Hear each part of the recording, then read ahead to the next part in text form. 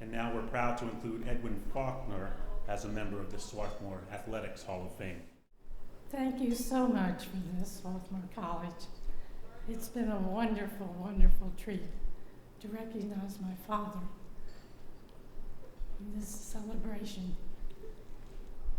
The Sports Hall of Fame is a great way to recognize our athletes at Swarthmore College and all colleges.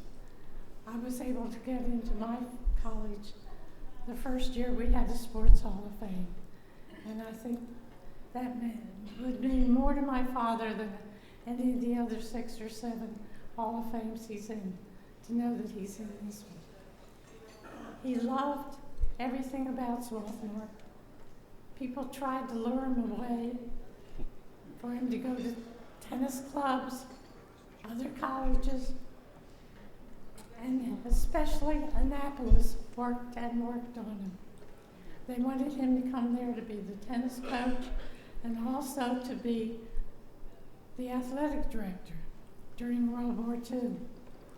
We went down to visit the campus, and I was a teenager, and I thought, oh my, this is heaven. all these boys in uniform. However, he could not leave Swarthmore.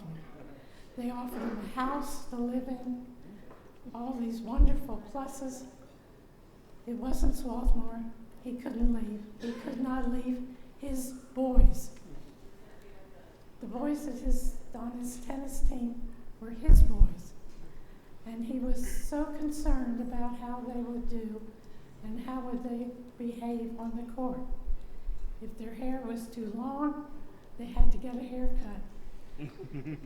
If they was misbehaved in some way during the week, they didn't play that game, that match, because they did not represent Swarthmore College correctly. They could wait a week. The next time they could play if they behaved the next week.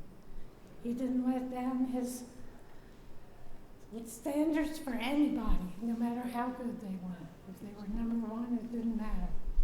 They still had to be played very well.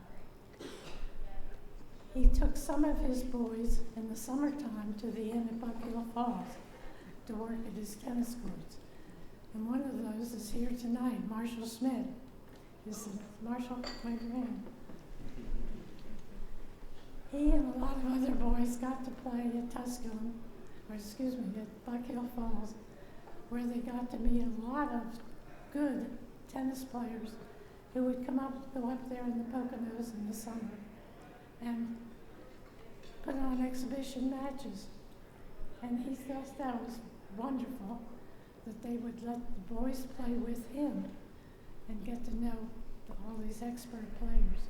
He never bragged about any of the awards he won. He didn't brag about anything at all except his boys and the way they played and how good they were. He never bragged about anything about himself or the other good players that he worked with as a coach for some of their tournaments. Always had people playing at Wimbledon, always had people playing in New York. They called him every day to see how they should play their next opponent. And he could tell them exactly what to do. How, I don't know, because he wasn't sitting there watching television all the time at all.